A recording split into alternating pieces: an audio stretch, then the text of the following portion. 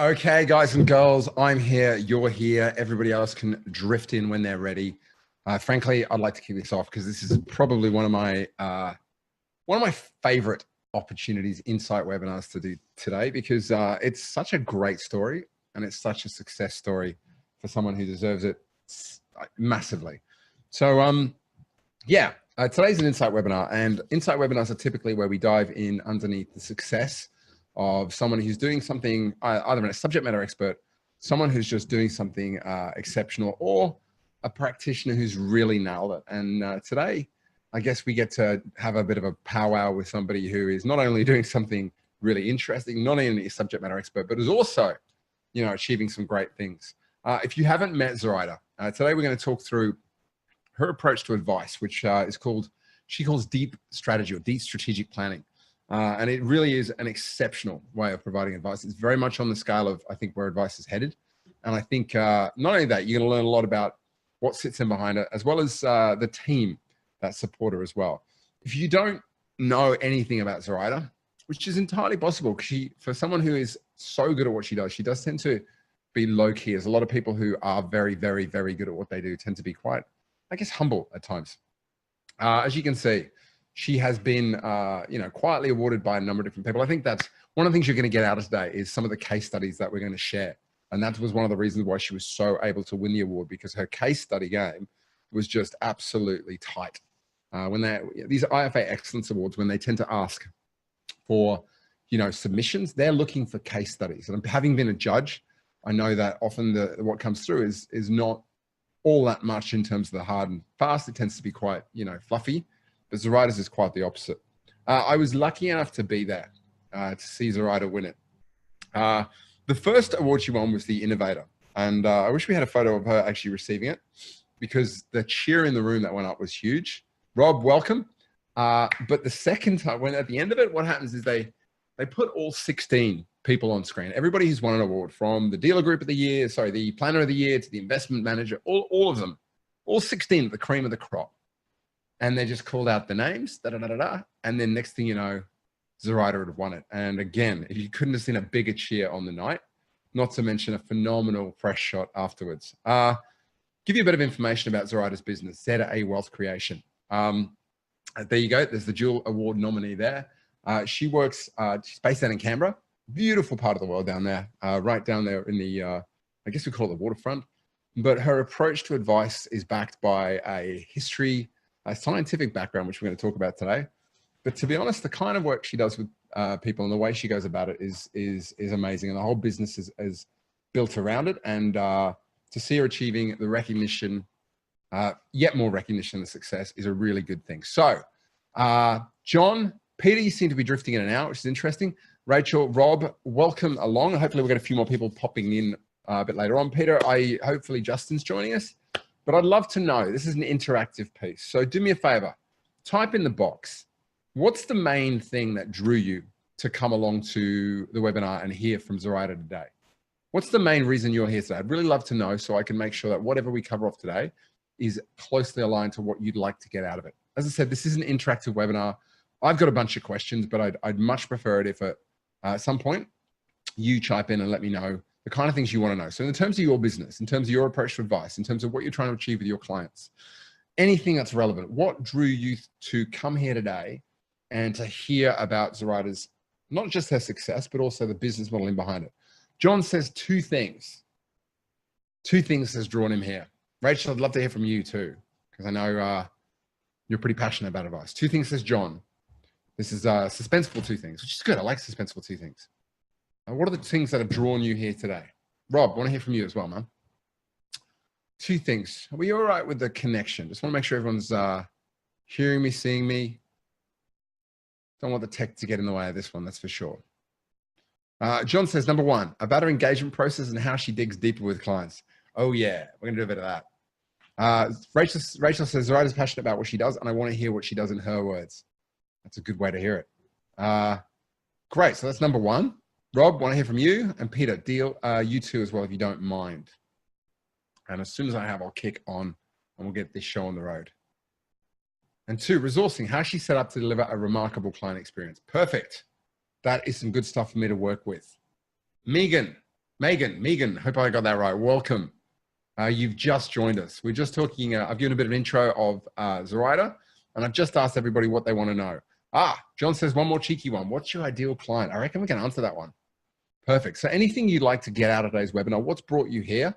I'd love to know. Pop it in the box as questions as and when they come up, and we can make this an interactive session where people walk away with what they need. So without further ado, I don't know how you say it, but ado sounds better to me. Let's bring up Zuraida herself. Here we go. Just get your video started, Zuraida. Are you there? Yes, I am. Welcome. Hello. Thank you. Looking sharp, may I say. Thank you so much for joining me today. I've been looking forward to this ever since we were all left in your dust at the IFA Awards. Yes, I'm looking forward to this session. Thank you very much. How have you been? What have you been up to? You've been traveling a bit for the last few weeks, haven't you? That's right. I've been to Jordan to experience that beautiful country, beautiful people, lovely food, fantastic history. And I have no idea what kind of food you get in Jordan. I'm is it a lot of goats, or is that probably a bit too stereotypical? Well, similar to Lebanese food that we get in Australia, very much like that. And what took you over there? Have you got friends who are from Jordan, or what's the deal? Well, what happened was friends of ours got married in Sydney, and the bride is Jordanian. So we decided to celebrate their wedding over there in Jordan as well. Love it. And how long do Jordanian weddings last for? Well, in their case, they're still celebrating. They've gone to India to have another ceremony. I've heard that they just go and there's food. Yes. Well, there's no drink though, right? It's just food and dancing and. That's right. Yeah. Perfect. Hey, thank you so much for joining me today. Obviously, the story at the end of it is the awards ceremony, Innovator of the Year, which I think is a phenomenal category to be given for, but then the overall Individual Excellence Award. But I wanted to take it right back, and I'd love to understand, how you got started, how you got into planning, the route you've gone down. Talk about whether deep strategic planning was there from the start. Talk about what it is. I'd love you to walk me through some case studies, and then talk about the award ceremony itself. But let's kick it off. For those who don't know you, haven't met you, who are you? What do you do? Who do you help? Give us a bit of information around that. Okay. Well, a long time ago, I have a Master of Science degree in molecular biology. And I was working as a plant molecular biologist at the CSIRO in Canberra. Yep. Whilst I was successful in the science area, I wanted to have a more immediate impact on people's lives. Because as you know, with science, we're studying molecules, and so it's not going to make a big impact in anybody's life in the next 5 or 10 or 20 years. Yep. So I decided that I would use my mathematical and technical skills and decided to transition into financial planning. So I did my diploma of financial planning at Deakin University, which took me 4 years part-time, which was really tough. And then after working with several organizations for a few years, then I decided to start my own operations. Have you met a lot of planners who've transitioned from molecular biology to advice? Well, not yet. So the obvious question I want to ask, and this might be a dumb question, so if it is just, is there any synergies between molecular biology and financial advice? Well, in molecular biology, you can't see what it is that you're studying. It's not like you are studying an animal or a human being. It's all at the molecular level. So the only way you can study the processes, for instance, is to use markers. That means you need to know a way of detecting that something's happening. Okay, so I guess in the same way with financial planning, just looking at a person, you don't know where they're at. Yeah. Until you sit down with them and ask some deep questions that help them to come out with what it is that they're looking for. Okay. And do you have sort of common questions that you use to probe, or do you kind of play it by ear? Well, when a person comes to see me, I've already obtained some general information about them. Yep. We use a fact find, or rather something called issues and concerns questionnaire. Okay. So they've given us their basic information, for example, income, expenses, what their assets and liabilities are. Yep. So when they come in, I do not ask them, what are you doing or what are you looking to do? I know what it is that they're looking for overall. So the first thing I ask them is, I use the Bill Bacharach approach, yep, which is to ask them, what's important about money to you? And most people are really surprised when you ask that, because they just go, I think, I just want to be happy, or I just want to be comfortable, or not have to worry about how I'm going to live in retirement. Yeah. So it's always that sort of like very general wants or desires. I haven't had one person who said to me, I want a Maserati, or, you know, a palace, or nothing like that. Or I'd love, I mean, do you get the conversation like, I need investment returns of 20% year on year, or is it just doesn't go that way? Well, it doesn't go that way, but people will say, oh, I would like to buy 5 properties by the time I retire, for instance. Okay. So give me a bit of understanding. Are there any particular types of clients that you tend to work with? I think John made the question, you know, what's your ideal client? Who are the people who tend to value what you do? I don't have a specific type of client. The main thing is they've got to see the value of advice and to understand the difference it's going to make between them just going along as they are, versus having a financial strategy that maximizes the use of all their resources and seeing the impact in 10, 20, 30, 40 years time. So it's more of a mindset that people have this attitude that they want to do something with it. Right. That's good. That's right. And I have found that sometimes people come with a certain idea. Yep. So, okay, sometimes it's easy to help them change what they were expecting, because those are the people who are willing to say, I'm open to new ideas. Yeah. Let's go along with your process and see how we can improve our financial position. If you don't mind me, let's go back to the beginning. I mean, you've decided molecular biology isn't going to be the future. You got qualified. Did you go straight into working? Was it straight ZA Wealth Creation, or was there a path before that? I've worked with several financial planning organizations. Okay. And the thing is, it was the old way. You know, it's there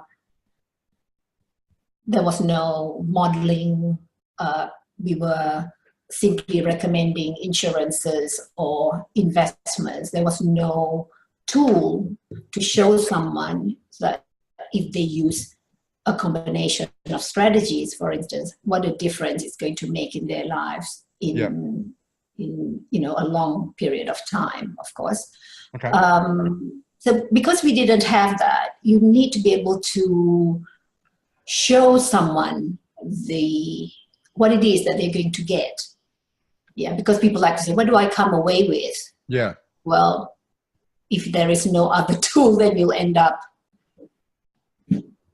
having a statement of advice, and the clients are going to have a simple savings plan or an investment or super or insurances. I remember when we were at not the last accelerator, but the accelerator before, when Naomi Christopher came and spoke. And she said this thing about financial advice is one of the stranger sort of trade-offs, because you're essentially asking people to give you money in order to essentially, crudely make them more money. It's the only service that does that. And to your point, if you can't demonstrate, how that's going to work with some analysis, then it particularly now where people are so much more attuned to that, it can make it more difficult, right? Yes, that's right. So this is where I'm very fortunate, because I've chosen to be licensed with Matrix Planning Solutions, and we have a strategic planning software which is called Prospera. Yep. And the beauty of Prospera is that you can model someone's financial plan. Right. And incorporate what their income is, how it's going to change between now and the time they retire. If they're planning to have children, we can incorporate that as part of their lifestyle, if you like.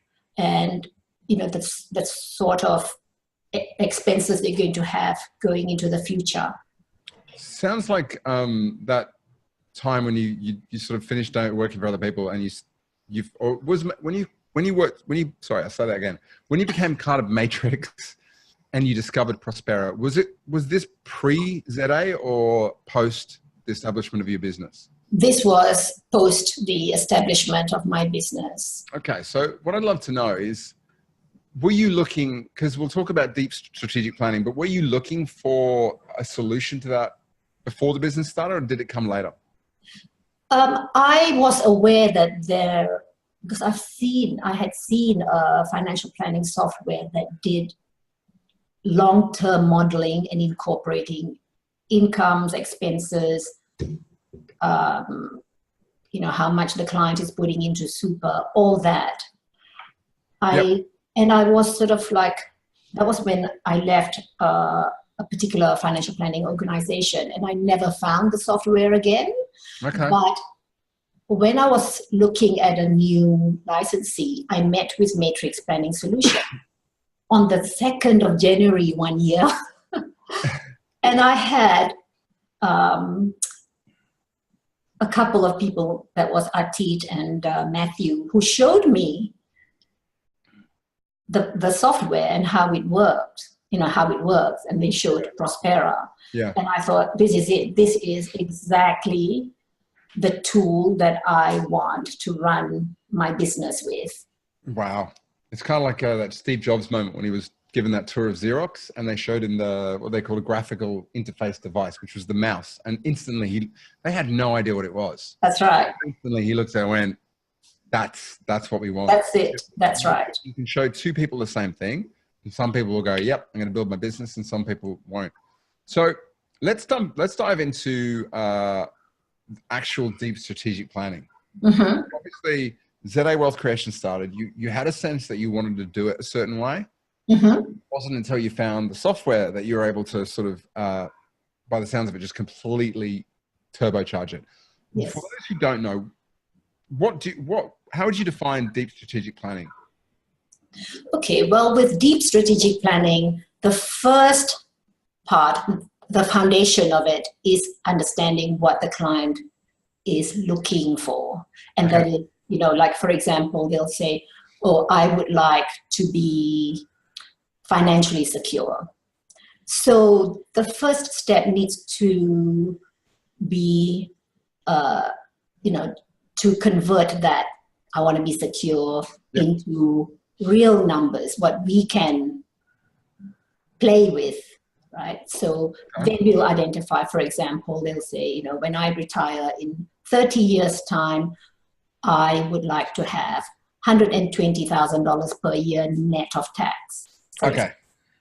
Right. And when you have that conversation, let's say a client says, I'd like to be financially secure. I want to be independently wealthy. And you go, well, great, let's put a number around that.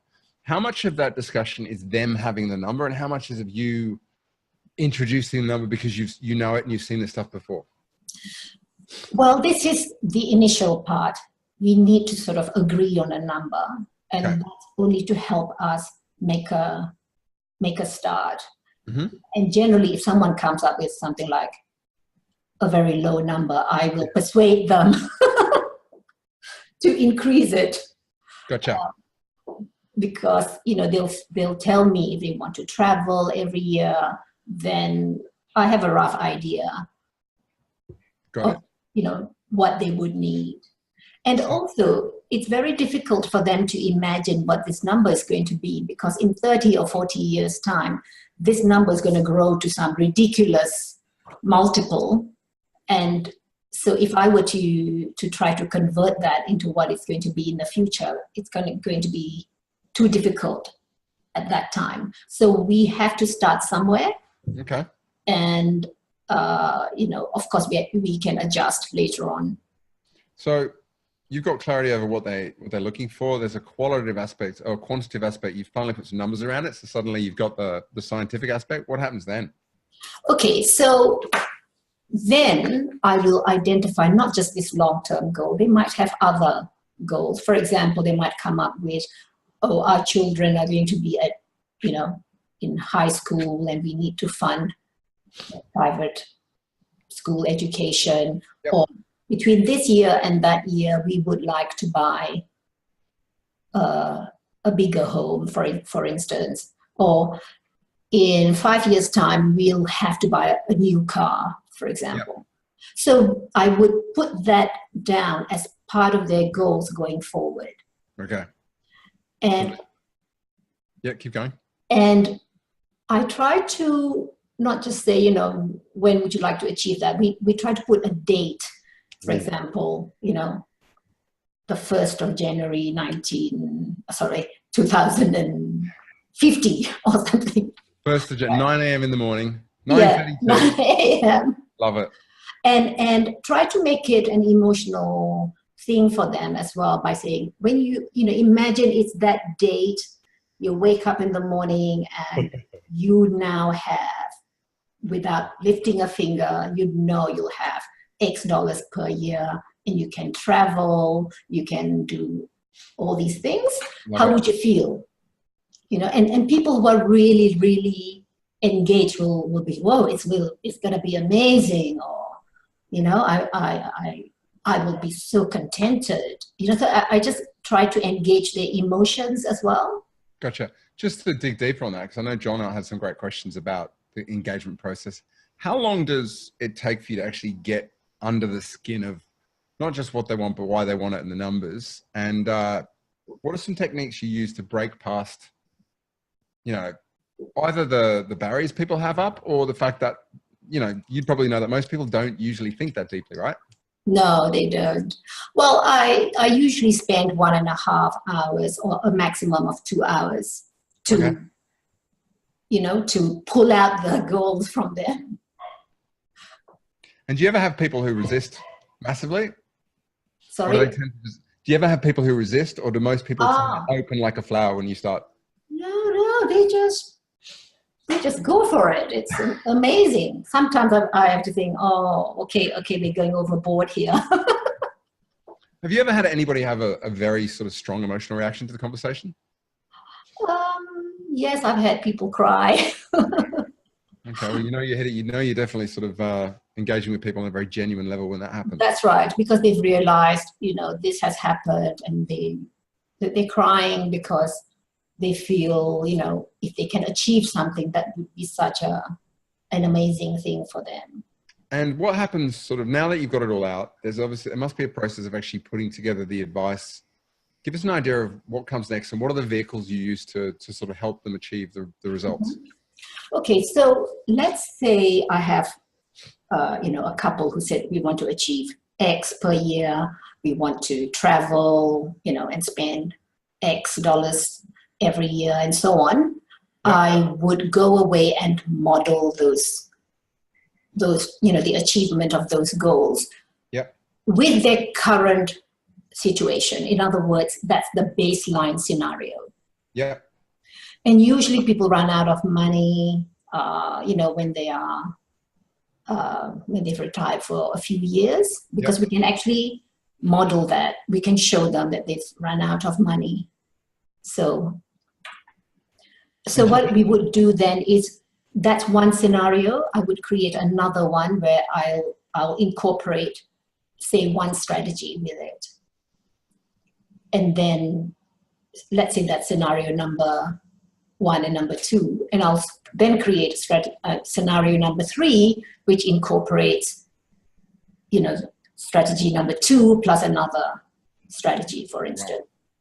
And then I'll also add another one, which shows what if we put insurances, for example, because now I'm recommending something which is a cost to them, but I need to incorporate that. Now, with all the scenarios that we recommend, I would put my fees in those scenarios. Cool. So, for example, one of them, and they say, well, how much is it costing you? We go, it's cost this much, but yes, everything you've seen so far, I've modeled my costs just as I would your yes, spending costs, right? That's really right.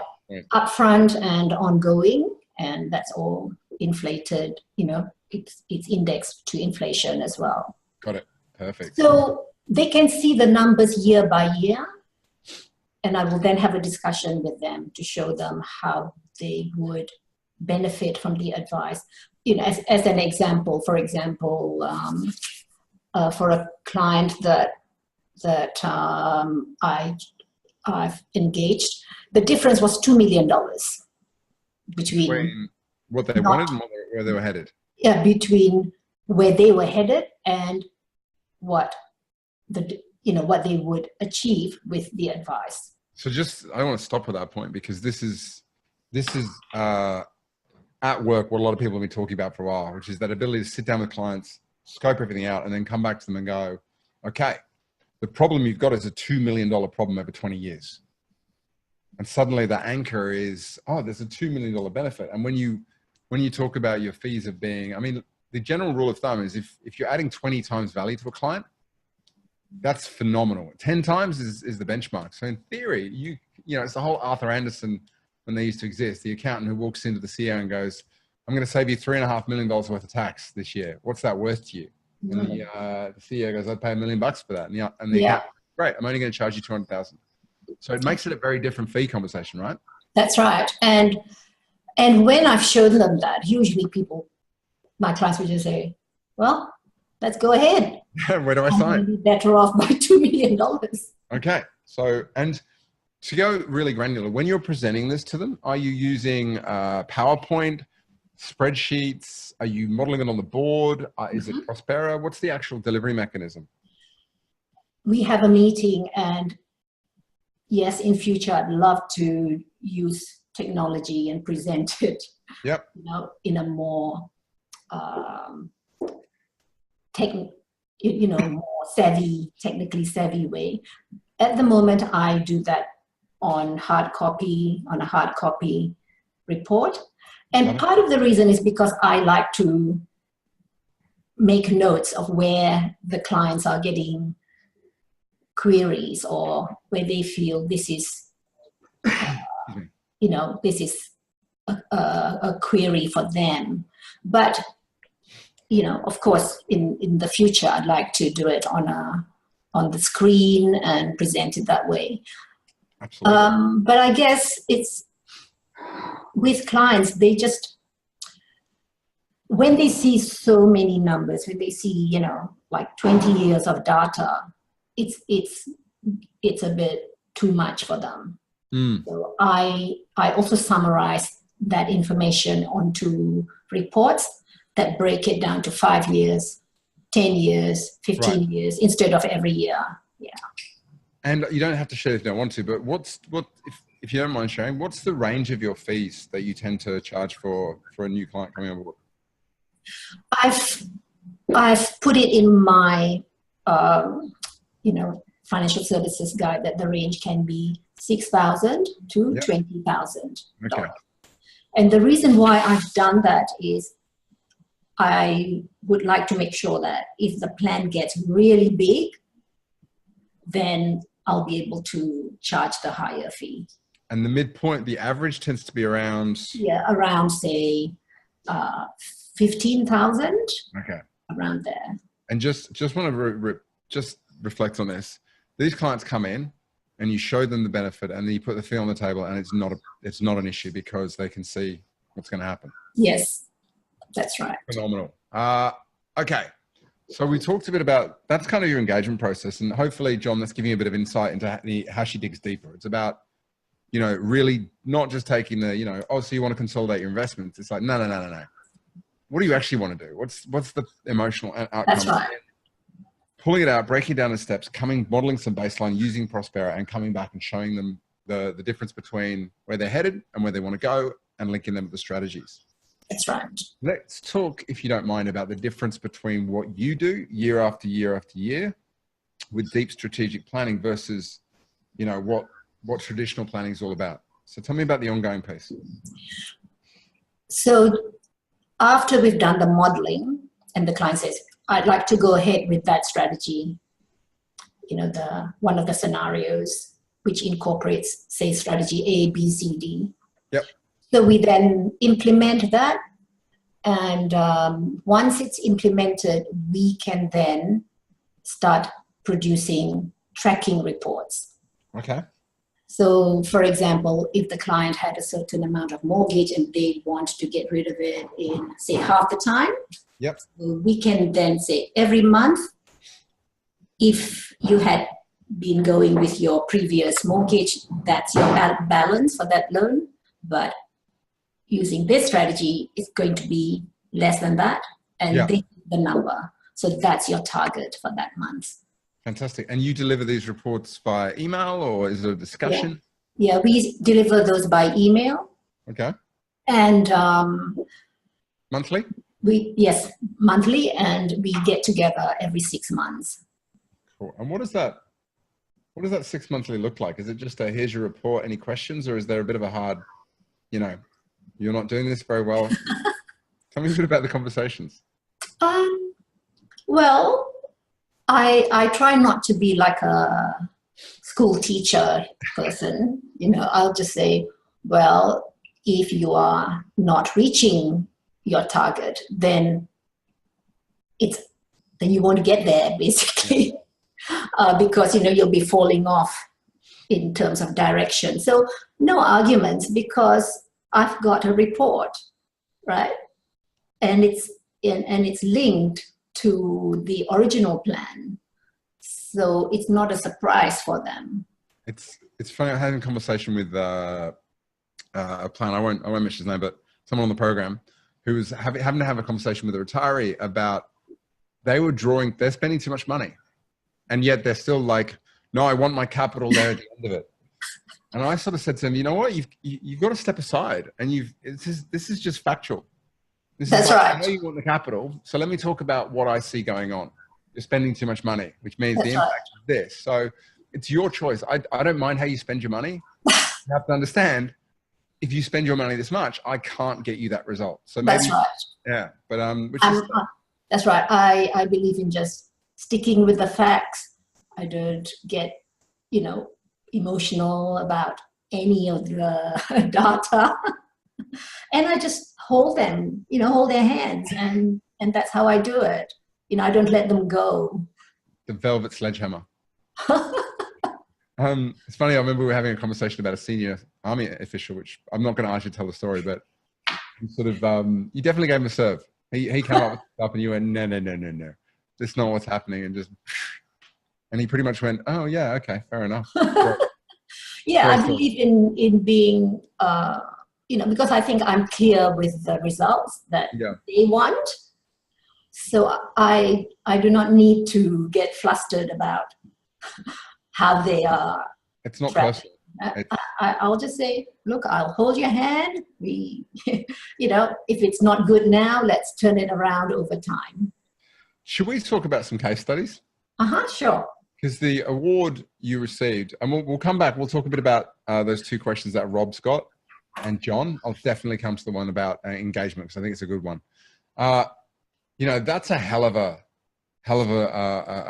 case study. A young family who successfully grew their net wealth by 25 times from $23,500 to $600,000 over a period of 10 years, paid off their mortgage 11 years sooner, and saved $48,000 in interest.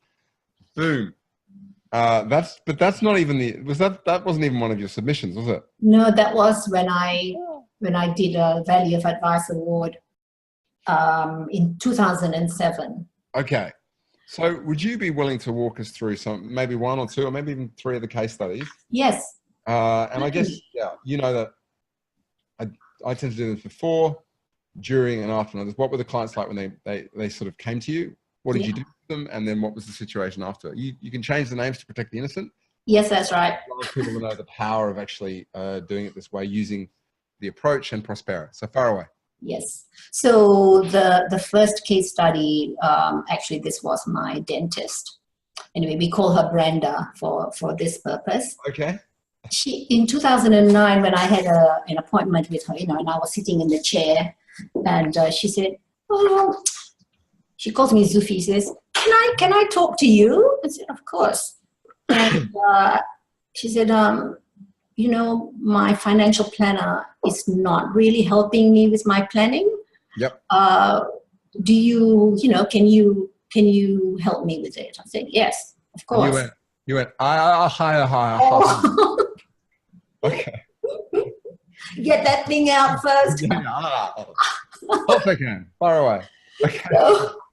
So Brenda only had $129,000 in super at that time. And she's a professional. She was getting very, very frustrated. Yep. And she said that she'd like to retire at the age of 55 on $120,000 per year. And that was 9 years ago. So just last month, she's retired. Okay, so that's the outcome after 9 years ago. Yes. And she'll have $1 million in super. Wow. Okay. And her husband also has, a similar amount. Okay. So that's quite a big effort, right? For 9 years. So sorry, I don't mean to play her age, but that was before 55, right? Pardon? Did she retire at 55 or? 58, I think. Okay. Yeah, 58. Yes. Wow. Boom. So talk about what you did for her. Okay. Well, in her case, and this is what I love the most about doing strategic financial planning. I love taking advantage of the client situation totally. In other words, when I do planning, I leave no stone unturned. Okay, so that's what deep strategic planning is. In her case, she had a surgery, her business premises. Yeah. And at that time, there were new rules that came in for superannuation where you can borrow money and have business, real property in your self-managed super fund. Yep. So I created a strategy and I said, you can do it this way, you can do it this way and this way. And she said, I'll go with the one where I transfer the business real property into self-managed super fund. Yep. Well, that strategy, I've never done it before. So luckily, this is what I do. I love talking to people who can actually help me with this, the people who are technically qualified. So I set up a self-managed super fund. And it was very challenging to do this because this was the only time I did this strategy. But to me, if that's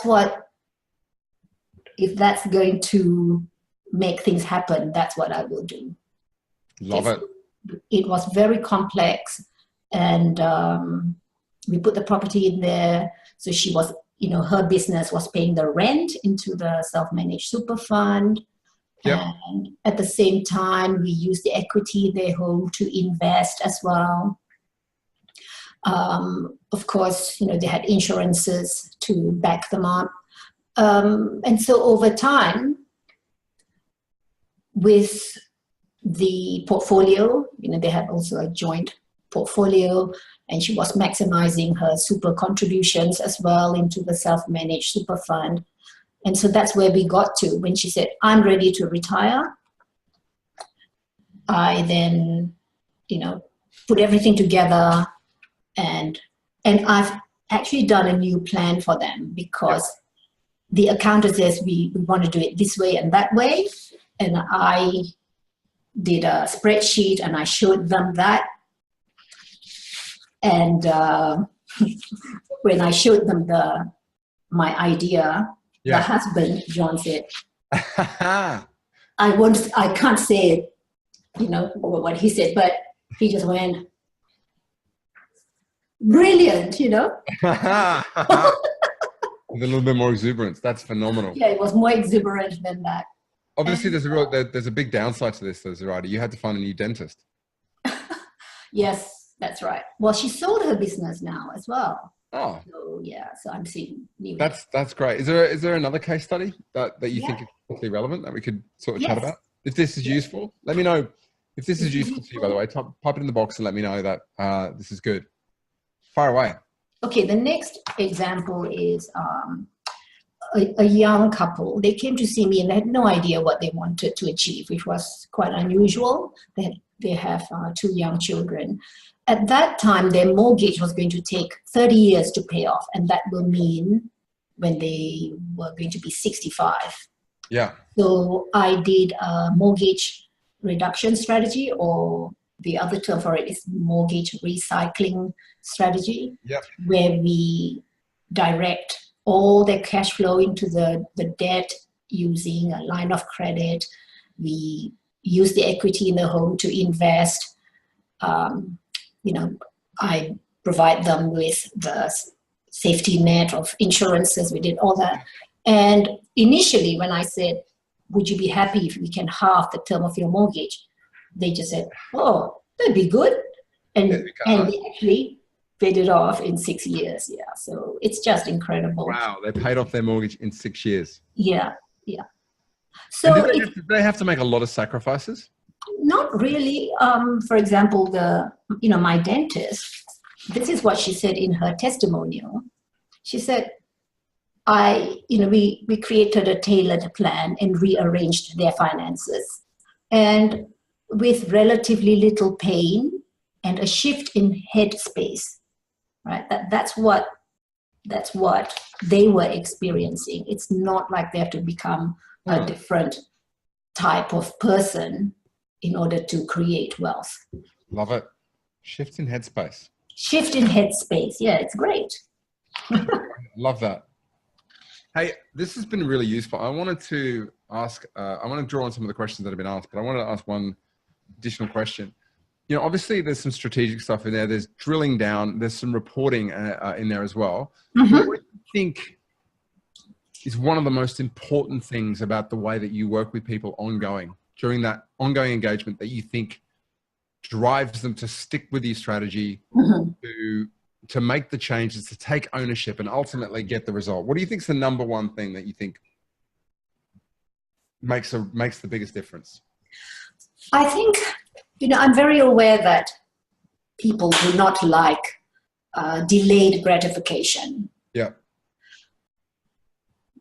It's easy for people to get distracted and saying, this is, I know I'm investing so much per month, but I can't see the results yet. So I think this is where, by having the strategy plotted out for them over a long period of time and breaking it down to the numbers in real time, that's what helps them to feel they are on the right track. That's really important. It's kind of like there's a guy called Peter Twin, I think, who was a software engineer. He was, Tim Ferriss did an interview with him, and he told a story about how he wanted to lose weight. And all he did was, right, in 12 months or 12 months, I want to lose this much weight. And he plotted on a spreadsheet his weight and where he wanted to be. And all he did was measure it.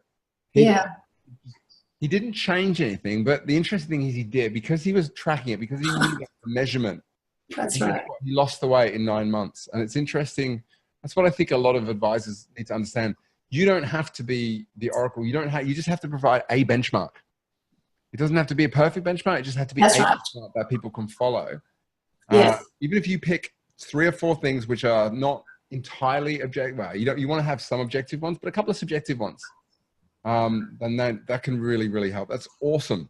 Yeah, so and also my goal is always, when my clients come to see me for their reviews, they're just sort of like, okay, but when they leave, they're really happy.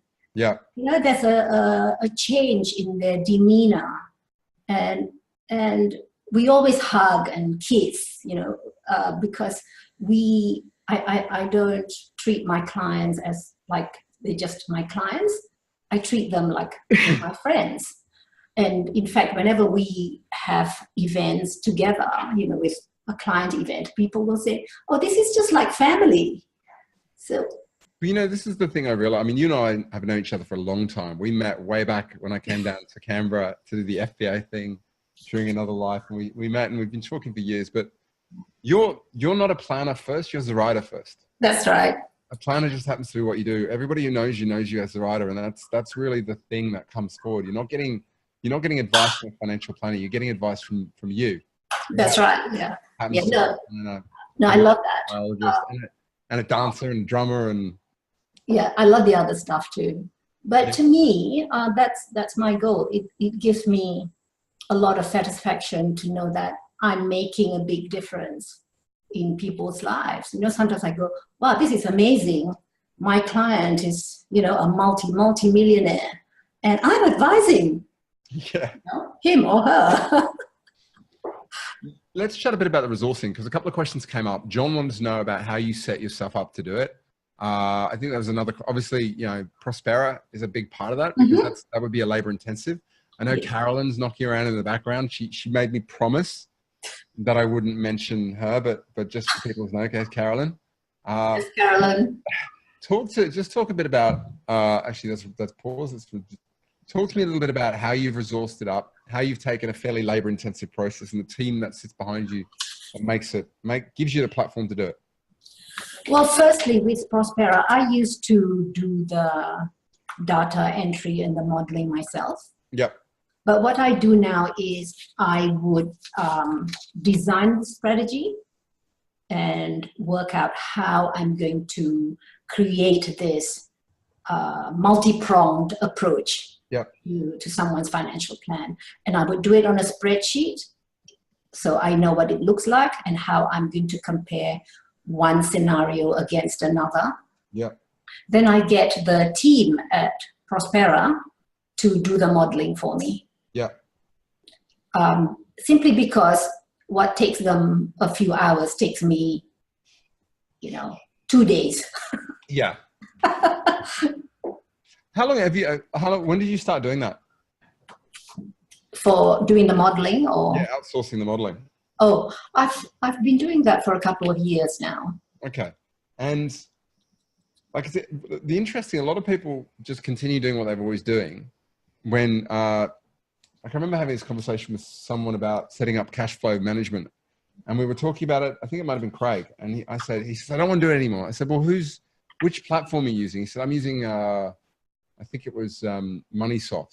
I said, why don't you give them a call and see if they can do it for you? That's right. And next thing you know, like, yeah, we can do that for you. Yeah. Often people just don't ask. That's right.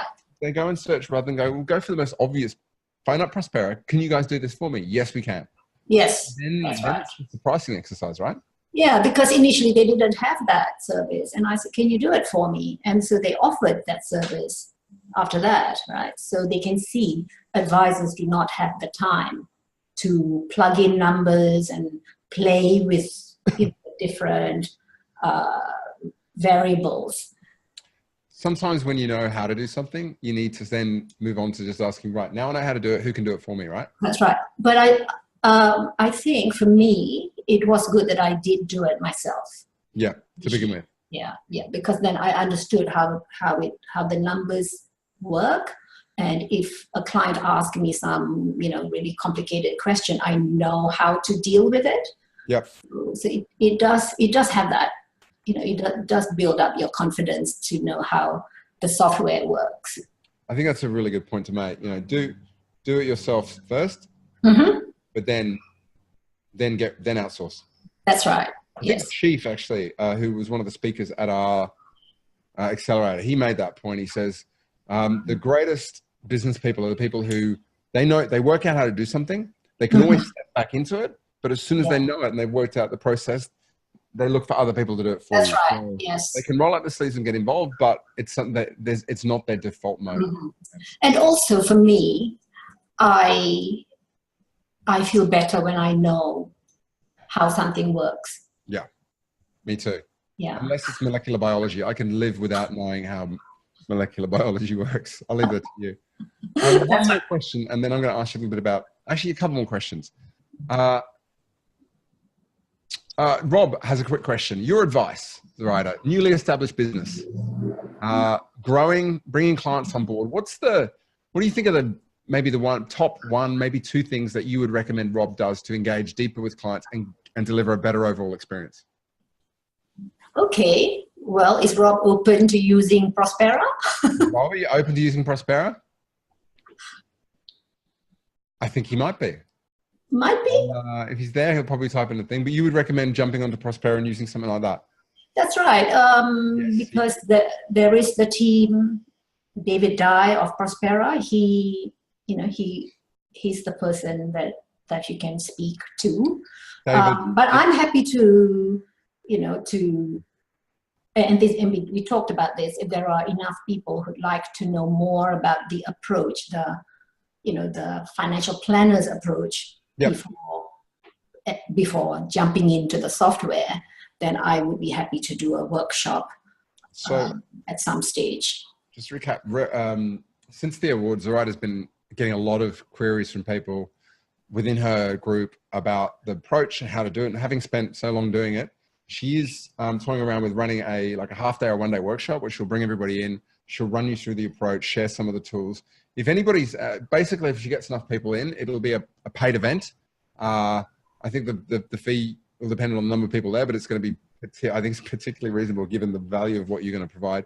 If people are interested and they want to put up their hands for it, what's the best way do they email info or? Yes. Our general email is info@ZA Wealth Creation.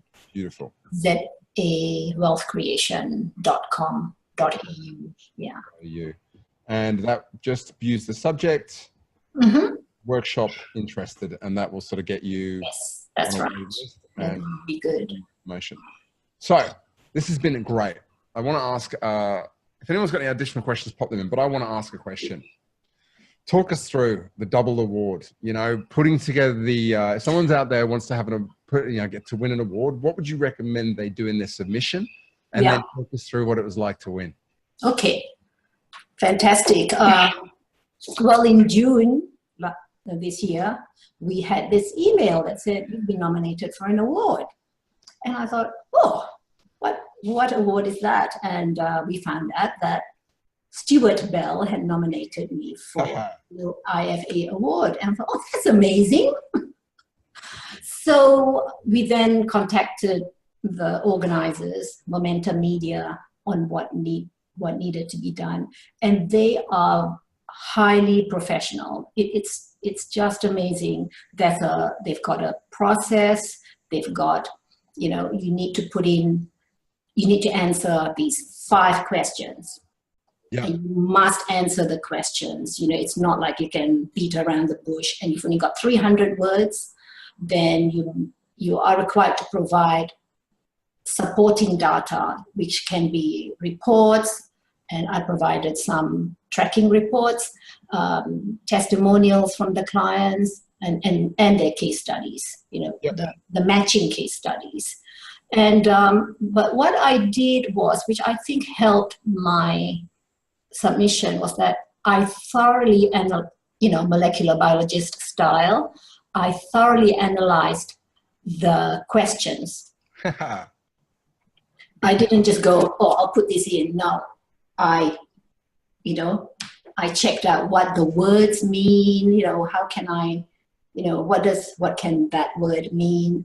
And so when I responded, I wrote it as though the person does not know anything about financial planning. Right. And the judges are people from a whole lot of different areas, and I knew that my submission could be read by someone who's not an expert. Yeah. In that category. So my category was Innovator of the Year, And, you know, I researched what does innovator mean to make sure that, you know, when I write, it answers the questions. And it was really fantastic when I submitted it on a Friday afternoon. Of course, as you know, we all submit things, you know, when it's at the final countdown. Oh, I was so exhausted. I got that in, and then the next thing was I was notified that I was one of the finalists. You know, it's just amazing, because I was glad I was so happy, Stuart, for, you know, when you nominated me for an award. But to be a finalist, I was sort of like, oh my gosh, you know, I'm a finalist. I was so excited. Then, of course, the next step was to go to the gala dinner. Yeah. And as you know, what happened was the first category was Innovator of the Year, and they listed 7 finalists. Yeah. And when they called out my name, it was just like, you know, you just don't believe that. I would have done that normally, but I was totally cool, because I thought this is very cool. You walked up there and you're like, the speech was like, it was off the cuff, but it was so calm and cool. So it was funny, because Brooke from NetWealth actually gave me my trophy, and she's never done this before. And in the photographs, she and I were hugging each other. So that was really good. Well, through the night, as you know, I don't drink much, you know, so I was fine. I mean, some people might be drinking lots of champagne or wine after winning. Anyway, through the night, all the 4 different categories came through. I think there were 14 categories. And then finally they listed all the winners. And by then I was sort of like not really paying attention. Then they mentioned my name, and I said to the guy next to me, I didn't apply for that. I didn't submit for that award. And then it turned out that that was the overall winner. And wow, I couldn't believe it, you know, I was thinking of the words of Nelson Mandela. He says that it always seems impossible until it's done. That's so true. And I'm so glad you applied, because I think so many people don't. They get these things and they go, oh, I'm not going to do it. Yeah. And just having had the opportunity to work with you over these past few years and see what you were already doing and being able to sort of just distill that down, really pull it out, get some efficiency in the business. I'm so looking forward to the next 12 months when you're going to grab the IP, really solidify it, and just, take it to the next level. So I think it's such a great story. But the interesting thing is I am absolutely confident that this is the prologue to you know, the next stage. So congratulations on that. And look, what do they say? It's most overnight successes take 10 years. That's right. And go from strength to strength, because underpinning what you do is this just solid process, as everyone heard today. And I think, you know, when you speak to somebody who's got a business, but underneath it is such a strong sense of what it is and what it isn't, and what they do, backed by the kind of results that you've got, you know, it's just easy to sort of work with someone like you. Look, I'm going to ask everybody now. I want you to do me a favor. I know Zuraida doesn't have a particularly strong need for feedback, but I think we should give her some feedback personally. So do me a favor. Just let me know, what's the number one thing that Zoraida's spoken about, and the notes are on screen, that you think has really hit home for you and has really had an impact? For me, I think the scientific background's a really big thing. It's great. I think it's had a big impact. It's, you know, there's always grains of Prospera has obviously been a big part of your success.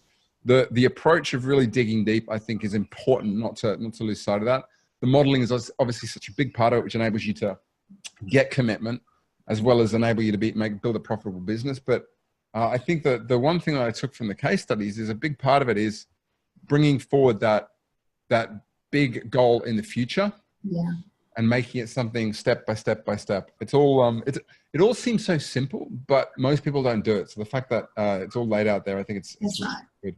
So Zuraida, you tell us a bit about this workshop. What's the plan, or what's the idea, and who do you think should potentially consider coming to a workshop like that with you?